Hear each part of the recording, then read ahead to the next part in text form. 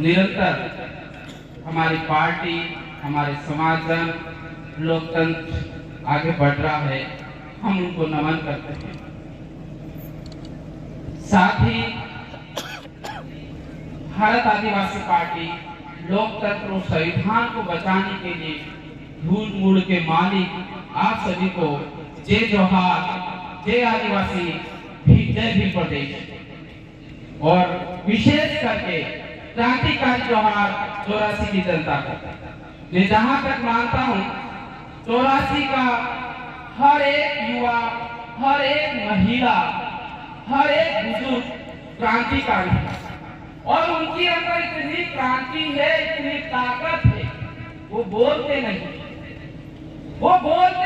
करते हैं और करके उनकी जो आवाज है न सिर्फ देश सुनता बल्कि दुनिया सुनती है, वो है 84 की जनता।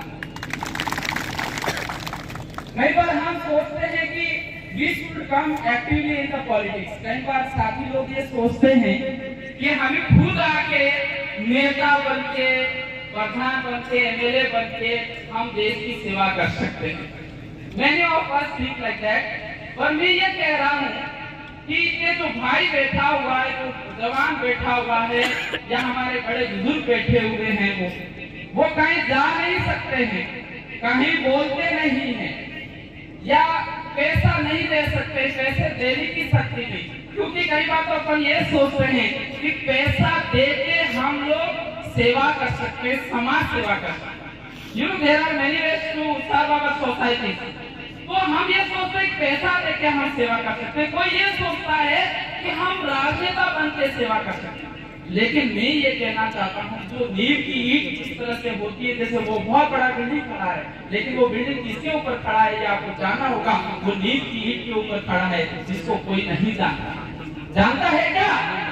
लेकिन 84 की जनता जो मतदाता है, अपना मत भारत आदिवासी पार्टी के कैंडिडेट को देकर वो पूरे देश की सेवा करता है, वो क्रांति है। आपको आप छत्तीसगढ़ नहीं जा सकते हो, आप झारखंड नहीं जा सकते हो, आप महाराष्ट्र नहीं जा सकते हो, आप गुजरात नहीं जा सकते हो, लेकिन आपकी की हुई ताकत वो वहां जाती है और वहां के लोगों की शिक्षा की बात करती, वो क्रांतिकारी आप। लेकिन साथियों, I want to appeal once again, अभी जो चुनाव है वो चुनाव विशेष है। ये चुनाव विशेष है और विशेष इसलिए है कि ये हमारे स्वाभिमान और हमारे इतिहास से जुड़ा हुआ है। वो हमारे इतिहास से जुड़ा हुआ है, हमारे स्वाभिमान से जुड़ा हुआ है और हमारे क्रांतिकारी सैनिकों से जुड़ा हुआ है। ये जो चुनाव है, कुछ लोगों के लिए चुनाव हो सकता है, लेकिन मैं ये कहता हूँ जो 84 और 94 का जो चुनाव है वो हमारे स्वाभिमान और इतिहास को बचाने के लिए चुनाव।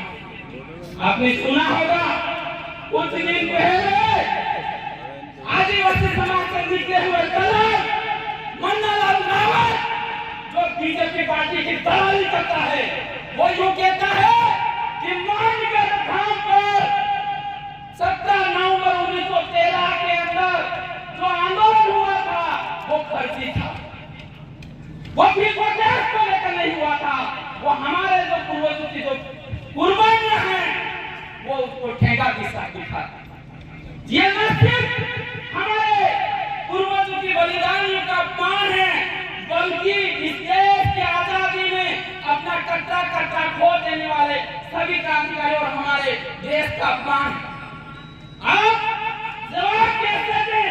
ये लोकतांत्रिक देश है। We live in a democratic country. In India it's a democracy and it is operated according to the Indian Constitution। Bharat के संविधान के अनुसार चलता है।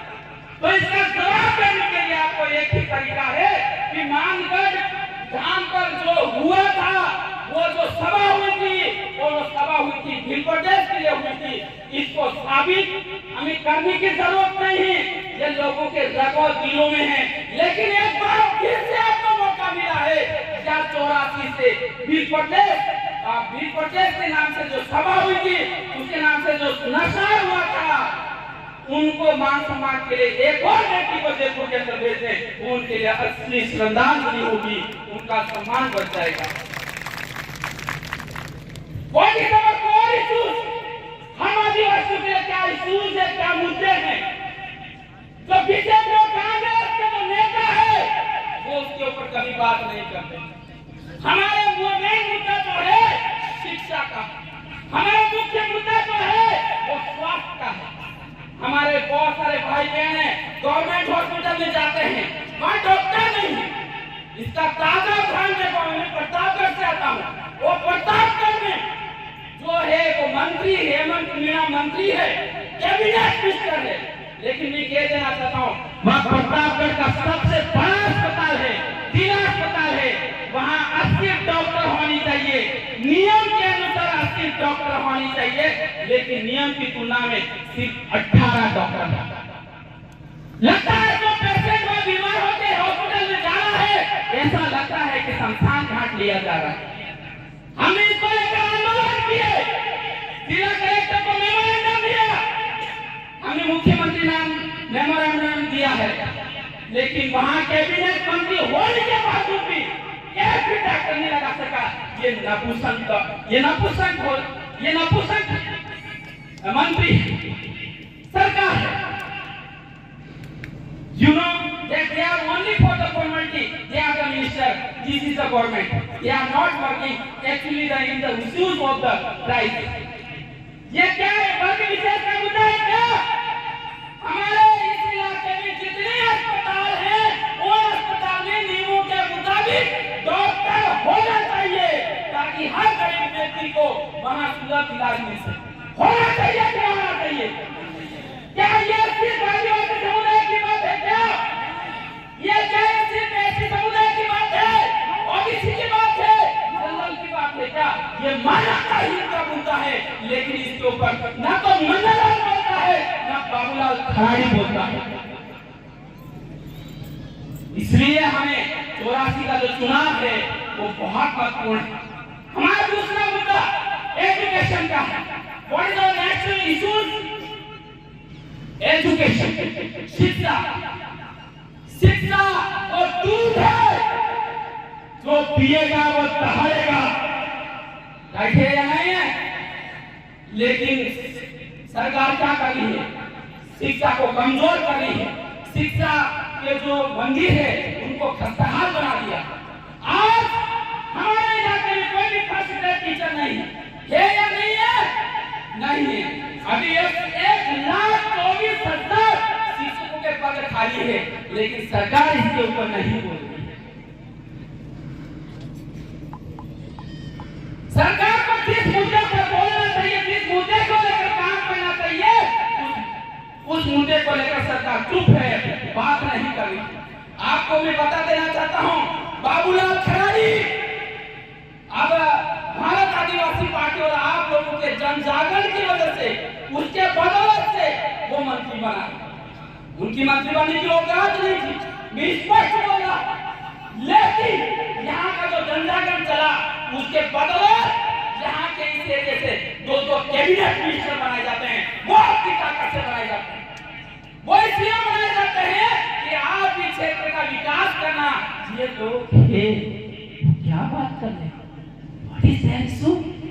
You should work and solve their problem. इसलिए उनको कैबिनेट मंत्री बनाया और वो अपना काम भूलकर क्या काम कर रहे हैं? हमारे इतिहास को मिटाने का काम कर रहे हैं। कल परसों बोल दिया कि पूजा भील राजपूत थे। क्या राजपूत थे क्या? उनको पढ़ने की जरूरत है, इतिहास पढ़ने की जरूरत है, और ये इसका भी जवाब जनता उनको देगी चुनाव में। यह आपकी जिम्मेदारी है। मेरे पास आगे I have got message. Thank you.